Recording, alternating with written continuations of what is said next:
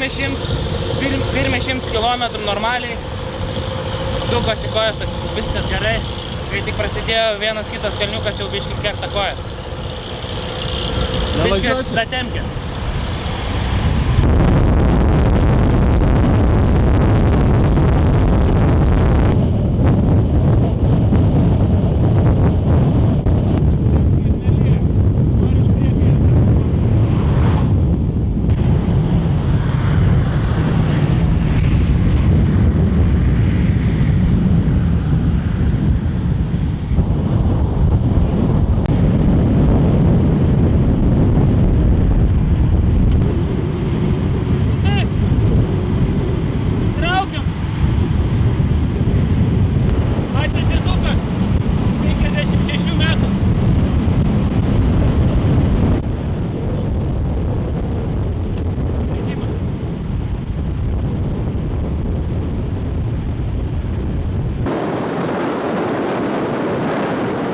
Atsiprašiau už darbo, tam, kad prisijungti, reikia paskatinti truputį dviratizmą Lietuvoje, prisidėti prie šitą.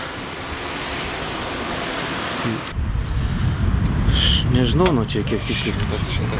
Apie 140 kilų kažkas. Visą Minsko distanciją? Ne, visą ne. Iki Prienų, po to dar toliau žiūrėsim.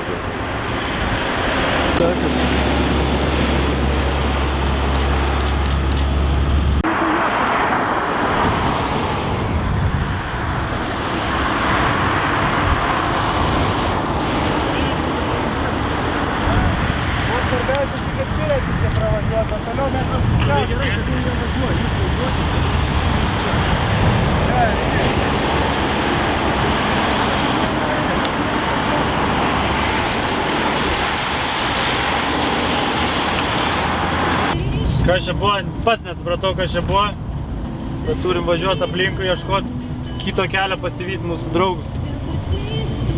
Tai važiuojame į įvykio vietą. Tai davai, Hebra, su Maroku veskit, rodykit kelią.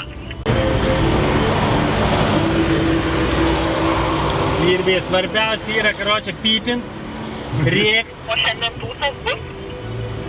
Pastavė tu, varai? Kaip mes dabar važiuot, per Garliavą? Jo.